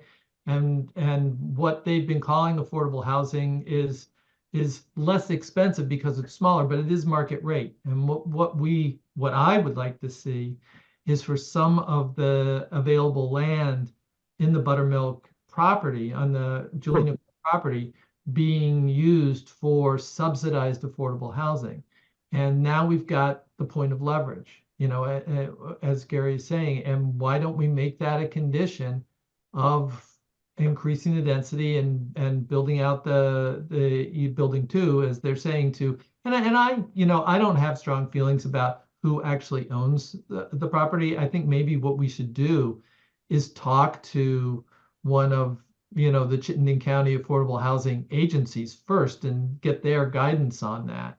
Whether it should be a sale of a property, or whether it should be some kind of long-time lease, or whatever they think would work, but then write that into the agreement with Buttermilk. Yeah, well, I know that those agencies want to own it and manage it. That's what they have told us before, is that for their projects, their subsidized housing projects, they want to own it and they want to manage it. And, they would obviously be better at doing that because they know how to do it. What they do. Yeah. That's what they do. Yep. Allison. Yes, thank you, Virginia. I would like to support both Gary and Chris in what they just said. I agree with them. I support. Okay. Great. Good to have some ideas. Anybody else want to weigh in on that? I'd like to. Mark. Thank you.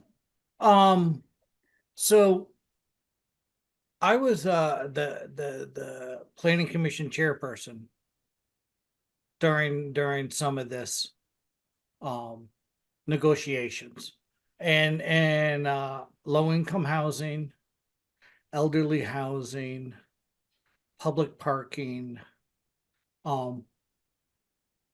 and green infrastructure, self-generation, solar panels, that kind of thing.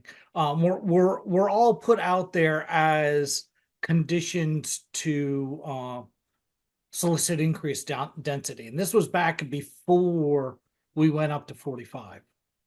So part of that from the original zoning as it was laid out to the bump up to 45 was, well, why don't we ask for all of these things we're talking about now?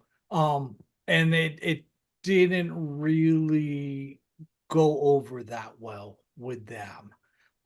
So I'd be curious to hear somebody wanted to reach out in the immediate future and just sort of say, hey, what about selling off a piece of the land for elderly housing? And I'd be curious to hear what they're, under any sort of circumstances, any kind of leeway we might give them, to find out what it would take for them to do that. I mean, it's a pretty sweet little piece of property in a good location for the most part, in a really nice town, which is even more important. That would be tough to maybe let go of for all of its potential market value, to give up any of that. Yeah, even public parking. So I'd be curious, we might as well reach out as soon as possible and get that answer so we know where we're at, rather than having that linger out there as oh, that would be a possibility that we might be able to do, because I think we need to have that answer and decide before the next meeting, because so that would be good to know. I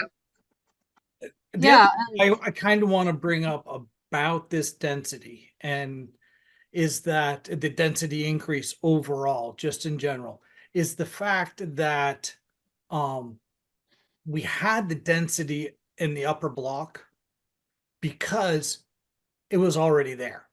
They had been built there for, well, when did it burn down? In 1910, Gary? 1908? Yeah. So it burned down and they rebuilt this block and they built that housing up there, and it got populated long before there was parking problems in Richmond. And ever since then, I don't know who's owning it now, but I'm sure they're very much enjoying what I would consider commercial welfare. They have a property that they are reaping the benefits of without paying for the benefits that they're receiving. We are subsidizing them because I'm pretty certain that all of the residents in that block don't walk everywhere. I'm pretty certain they have cars, and I'm pretty certain that those cars are all parked in public parking. Yeah. So if that's the case, then ultimately the town of Richmond, in our maintenance of the public parking system, is providing corporate welfare to the landowners of the block. And it was there. We're kind of stuck with it. It's not like we can make them put in parking. They have literally in this case, truly a footprint lot. I've heard other people say that they have a footprint lot, and it turns out they don't. In this case, they absolutely do. There's no place they can put parking. So we are paying for their parking privileges. They get to reap the benefits. We pay the cost. If you're going to go down this road of increasing the density for this with the new Act 47 mandating no more than one parking spot per unit, I'm pretty willing to bet that of the 70 units that you put in there, not all of them, there's going to bring more than 70 cars in the parking lot. That's my point. So if we're going to give them 70 units to build, and they only have 70 parking places that they have to provide to support their property, then the remaining parking is again going to be corporate welfare. It's the community who's going to have to support their parking as people juggle along and move their vehicles down the street, park across on Church Road, and whatever it takes to find a parking spot every winter. So if we're going to go down that route, I think one of the absolute mandates is that we get more than sufficient parking per unit. If they're going to say, okay, well, Act 47 can't require more than one, well, then fine. Then you have to provide community parking, which is ultimately Buttermilk parking, but at least we won't be paying for their parking on our public areas. The other thing I want to point out is that I'm not sure everybody knows on the commission, but that stretch of property right behind the Blue Seal feeds is actually railroad property. That's not owned by the state. It's not owned by us. It's not owned by Buttermilk. No, they have an agreement. Yeah. They're allowing us to use it in the short term. I'm not sure what the parking conditions are on that. I haven't tried to park back there myself, but that's not really public parking. And that's not, but it would be used as part of the public parking by the residents of this 70 unit 70 parking space building you guys want to put forward. So just sort of keep that in mind as you're having these discussions, that we don't want to give away the store when we're negotiating, and we don't want to have high ambitions that aren't practical or realistic in the real world. So thank you. Yep. Chris, you had your hand up, and then Ian. Yeah, Go ahead, just Chris. briefly, I think that it's not negotiating if we go to Buttermilk and ask them whether this is okay with them. I think we need to come up with what we want. And I think it's important to talk to one of the housing agencies in the presenting the specific case of this property and see, you know, whether it's of interest to them. And then we bring what we want to Buttermilk and present it as, you know, our ideal deal. And that then there's the horse trading that begins. If we start by going to them and saying, if we offer you this, will you accept it? I don't see the point of that. Mm-hmm. Okay. Ian, you had a comment. I think your hand was up. Yeah, sorry, my phone keeps tipping over here. Okay. Anyway, not trying to create a visual distress. I agree with Gary, Chris, and Mark on just about everything that they said. I think it's important that whatever we do going forward, that it needs to be enforceable to a degree. And it sounds like you're talking about following up on the things that they haven't done. And I just wanted to also, regarding what Mark was saying about corporate welfare, it's important to keep in mind that these guys are paying a lot of property tax already. And if they add that extra building, you know, the people that live there are going to be paying for those parking spots via their rent that will have a lot of property tax incorporated into it. So we're not really giving anything away. So just keep that in mind. And it's also good to keep in mind that they are going to be contributing a pretty good sum more of property tax, which is something that the town really needs if we want to continue to make improvements to our infrastructure. That's all. Okay. All right. So how do folks want to proceed here? Do we want to try to, you know, work up a conversation with one of the subsidized housing agencies? Is that what I'm hearing people say they want to do first? So like some of us, Keith, should work out what it is that we want to ask the affordable housing agencies. I mean, it's going to be a little hard for them to say, I think, but whether they may be able to express an interest, but there are all these unknowns. For instance, you know, if building 2 is built with all the units, and then we propose that a subsidized building full of units is also built, they're going to have to go through Act 250, and there's going to be the traffic questions, and all of those questions are going to be asked, which, you know, I don't know how the affordable housing agencies are going to feel about taking on something like that, but that's what we would have to ask them, presumably. Mm-hmm. So maybe we need to work out what it is that we need to approach the affordable housing agencies with first, keeping in mind, of course, that Buttermilk will have watched this program that we're doing right now, presumably will understand that that is something that we're talking about. So even if we don't go to them and say, you know, is this something you want or not, they will probably have an opinion about it. They have not been interested previously in giving up any property, but they do not seem to be able to proceed with building number 2 as long as the commercial requirement is there. So they do need us. for something. They are going to provide in building 2 at least 31 units of housing, which is more than nothing. So it is kind of in our interest to have at least those 31 units.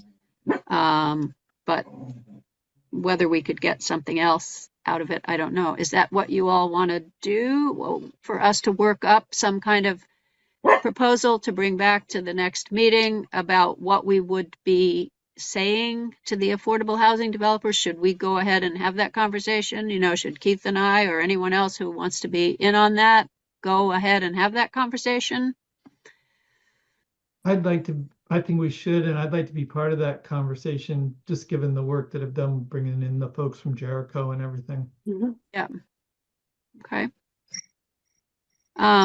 Lisa, you wanted to make a comment? Yeah, thanks, Virginia, if you want. It seems to me the affordable housing agencies ought to be able to answer these kinds of questions, and if they can't, they really need to learn how to answer them. And I'm sure there's more places than Richmond where they could apply those answers. So it's probably past time where there should be answers from the state. Lord knows we're paying them enough to do things. So how about they help us out? From the state?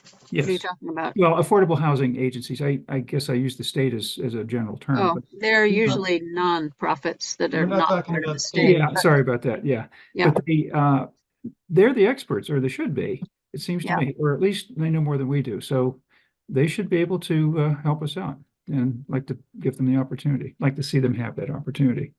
Let's see what they're made out of. Okay, so commissioners, is that the way we want to go? Chris and Keith and I work up a set of questions and seek out an affordable housing entity and pose those questions to see if it's even of any interest from their end. Personally, I think you need to figure out if the property owner is interested first before you waste time going towards an affordable housing entity. I'm kind of baffled as to this approach.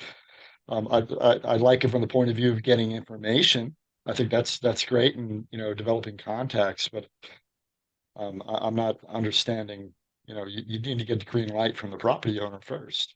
No, I have to say, and I pardon me for interrupting, I disagree, and this gets back to Okay. what Mark's point is that what Buttermilks would prefer, I assume, they're not here to tell us, but what I assume that they would prefer is to have the town relax the commercial development requirement that's currently in place, and to maximize the number of residences while retaining the entire parcel. And I support the idea of relaxing the commercial development requirement, because I think that, we've discussed this, and that is a barrier to the further development of the parcel. But it's also clear that Buttermilk is not a subsidized affordable housing developer, nor are they interested in becoming one. They've told us that. Right. And I think I think they've already told us whether they're interested or not. This is an alternative proposal to what they want, and I think it's worth exploring.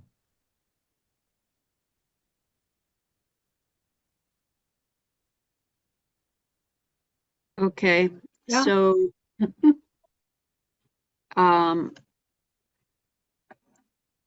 let's work on setting up what we would ask the affordable housing people, a proposal that we would talk to them, what we would present to them. And at the same time, I think we need to think about, not only have they told us they don't want to do affordable housing, but they've also told us that they don't want to sell any part of their property. So, I'd say this, I guess I've heard them talk, sorry, Virginia, to interrupt, but if they don't want to sell any of the property and they don't want to do affordable housing, and they don't really want to rethink their plan aside from getting rid of the commercial, then it doesn't seem like they really want to build these units unless all the conditions are right for them, which is fine. And I don't disagree with them for that.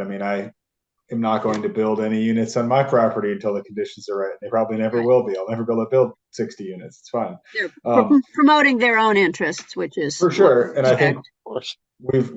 we've negotiated. I wouldn't say negotiated. I think Chris is right. We've discussed in good faith with them all of the things that we think we want to do, and they're all met with a very specific response tailored to further Buttermilk's interests, as they should, to look out for their own interests as a business and as individuals. Totally understand. I think that going forward, we should take a different approach that Chris has outlined, and we should come up with a proposal that's ideal for us. It might be a bit of a reach, but would be a good, albeit optimistic, starting point. But if we come to that with, instead of a question of would you be interested in affordable housing, but would you be interested in letting go of a piece of property that we have worked with whoever to build 12 affordable housing units? We need this many square feet and these utility connections, and this is our time frame. What would it take for us to, what would you need from us to make that happen? I think that gives us a much stronger bargaining point. And so I guess this ties into your last question of what info do we need? And I guess it really boils down to, I mean, I guess the biggest question I would have is how big of a project, both square footage and number of units, would this need to be from the affordable housing standpoint to make it feasible? I mean, if Buttermilk's willing to give us 1/10 of an acre and they say they need enough to build 12 units, then obviously that's not going to work. So I think that would be the biggest question, would be how big of a project is this going to need to be for the, whatever affordable housing authority to make it work. And then I think that's really the currency that Buttermilk and us are discussing, and this would be the land exchange. And so the size of the project physically, and less importantly, number of units is probably going to be the biggest sticking point for them. If they can get away with building 10 units, one on top of another, 10 units tall, I think that they would have no problem giving up a 50 by 50 section of land to get rid of all this stuff. But obviously that's not reasonable. So. Yeah, and I mean, it occurs to me that one thing that may play into them thinking about this now where they haven't before is that going through this process with the Planning Commission again, like the one that they had 3 years ago, if they're really thinking of building 3 and 4, which is on their plan, they're going to have to be commercial. And is there going to be any market for 2 commercial buildings, back there, when there are all these residences already in buildings 1 and 2? Is there really going to be a place, otherwise they'll have to come back to the Planning Commission again and look for more residential units. That's kind of a waste of time for them, I would think, and a drain. So, maybe the thought of buildings 3 and 4 isn't quite as interesting as it was at one time to them. So Yeah, I think that could strengthen our position too. That I think personally, I think that if we came to them with a proposal to build some number of affordable units through a housing authority, and they would need to sell X amount of land, and they agreed to that, I would be extremely willing to negotiate more units, different dimensional standards, basically anything. That would be a huge turning point in their willingness to work with us to really do something that would directly benefit the town long term and fulfill a need that we've identified both as a town and as a state. So I think that might even put building 3 back on the table with some residential and commercial combination, and more units long term. And the fact that they aren't able to build residential and commercial combined now leads me to believe that the market would have to change so massively to make a just commercial building viable that it's basically not going to happen. So I think that this is our time to really come up with a firm proposal about how much land we would need for them, what a time frame would be, and what they would need for us to make it work, and present that. Yeah, and it's even better because you and you and Chris and Keith are going to work on it, and I don't have to. So I think I just get to nitpick it. the parcel where they had planned for building 3 is probably the parcel that would be possible. Sure. But I don't think, I mean, if you look at the plan, building 4 is way down at the bottom of the hill, and it's a little dicey anyway, that would be able to be permitted. But anyway, all right. So Chris, you and Keith and I can work up something to present to an affordable housing agency. We'll start there. We'll convince Keith that this is the way we want to go for the moment. And Good luck with that. He's along for the ride. We all right. really Well, I appreciate think your expertise, Keith. I mean, but I do think this is the right way to approach it. And I just want to echo something that Adam said. I don't want anything that I said to be taken as critical of Buttermilk. I think that they have been representing their own interests appropriately, and we should do the same. yeah. I agree. And, Yeah, I mean, if they're going to watch the video, and I want to be clear that I don't think that they've done anything disingenuous. They've done what Absolutely not. every company and individual should do. So. And they do feel that they removed the brownfield, and that was really a plus for Richmond, which is really true. I completely believe that. Yeah. So, you know, there's no question about that. That was a big advantage for Richmond to have that vacant lot brownfield turned into a piece of real estate. So no question about that. All right. Well, that's all the time we've got for this. So we'll take it up again next time after we do this work. We've got a couple of minutes, and there was one thing that I really wanted to I do. got a motion for you too. No, not yet.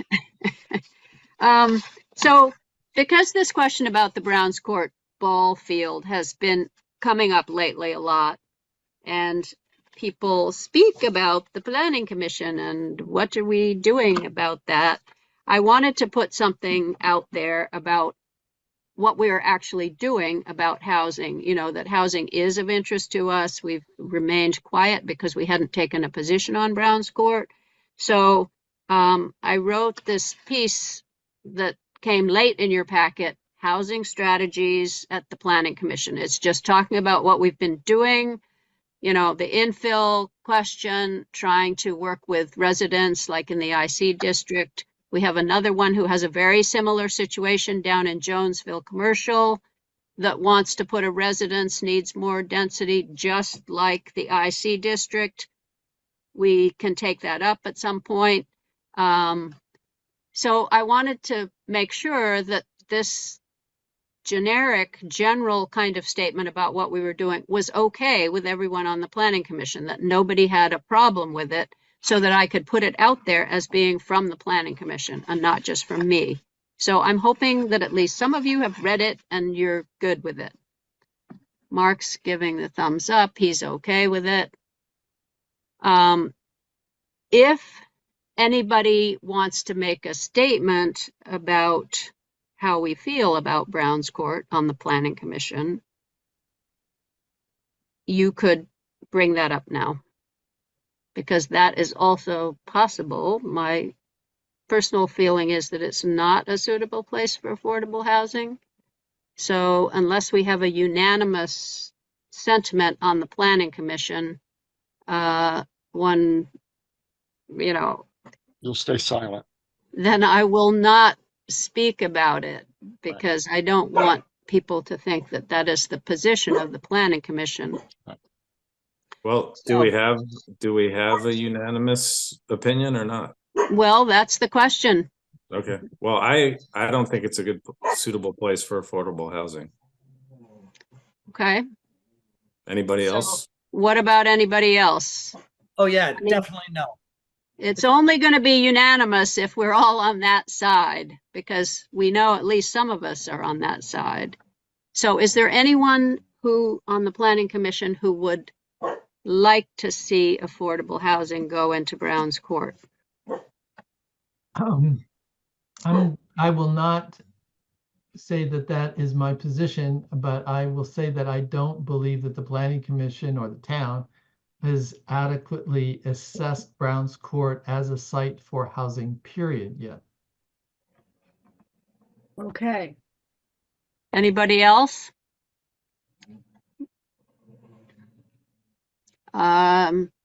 Allison, do you have a feeling about that? I think there should be more information about it. I think we need to assess it more. I agree. Okay, who else have we got? Joy and Adam. So I have a hard time with the fact that it was given to the town for the purpose of recreation and then going and using it for something else. So, I mean, I think that if someone, that should be honored. And it seems that with the flooding that's going on in the park, and that eventually I feel like that's gonna, I don't know what the plan is, but I've heard recently that there are big plans for that, and I need to hear what that is, and I'm not ready to put housing up there. That's my stance. I'm not saying I'm against it. Well, Yeah. maybe I am. We need to look at it But more. I have a hard time because it was given for a purpose. And I think we need recreational areas because of the flooding in the park. So I guess I'm not ready to say yes or no, but those are thoughts that I have. Okay. Mhm. Adam, have we heard from you? Do you have a feeling about this? No, I guess I don't have a strong feeling one way or the other. I recognize the need for affordable housing, but that doesn't seem like a great spot. Yeah. One, because of the location, and two, because of the history of it. As Joy pointed out, it just seems counterproductive to give up, not that Richmond doesn't have tons of recreation area surrounding town, but to give up one of the few recreation areas we have directly in town for affordable housing. That said, I do think that we need to do the due diligence as a town, maybe as a planning commission or a housing committee or wherever that falls, to explore it, simply to push that conversation forward. Because I think that I guess the biggest benefit I will say to this whole thing is that it's really driven the idea of affordable housing and what that looks like and where that will be placed in town and how that all works. It's really pushed it front and center on people's minds. And I think it's unfortunate that a lot of people have reacted negatively to it because of Browns Court. I mean, I think there's a good conversation there. Browns Court as a location or not. So no, I'm not strongly in favor of putting affordable housing there. I guess my hunch is to be against it. So I don't know. I don't really have a firm opinion on it. Yeah. Well, one of the few things I don't have a firm opinion on. That's okay. And if we're putting more density in the village, all those people have to have somewhere to go. I mean, it's really, to me, is a question of the physical and mental health of the people who live in the village. They need open space, they need green space, they need recreational areas. It turns out it's only 2.1 acres. Yeah. It's a tiny little piece of green space that is used. It's not. I mean, I think if the town's going to give up if the town's going to give up an asset like that, there is a dollar and a more than a dollar value to that. If we're really that committed to it, where we want to give that up, then we should be committed enough to work with a landowner somewhere and buy some property that's not for recreation and build affordable housing. Because ultimately, if we put more people on Browns Court, they're going to want a place to recreate too. So it would be kind of, So, but I do think we need to explore it, and I think that pushing that forward, even knowing that the likely outcome is not to be 20 units or 10 units or whatever there, will do a lot to get that process going and get us comfortable with that process, so that as we continue having this conversation, we're able to quickly evaluate a project and hopefully make something happen somewhere more suitable down the road. Yeah, well, hopefully if we present the fact that the Planning Commission is working on other options, other kinds of strategies for housing, that is what we should be doing. So that is pushing the conversation.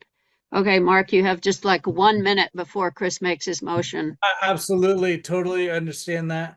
I just want to say that in the short run, I do hope that you're going to post what we have been doing. With if you don't, Yes. if you want to hold off on an opinion on Brown's Court, that's fine. But I think it's really important to get that out there to the people as soon as possible and as repeatedly as possible about all the other options that are out there. This is, you know, it's not a one-all solution. The other thing is, I just want to let you know, I'm on the Recreation Committee, and I've been liaisoning with the 3 Parks Committee. Yep. Who's been meeting like every other week. They're so diligent. They've invested a lot of time.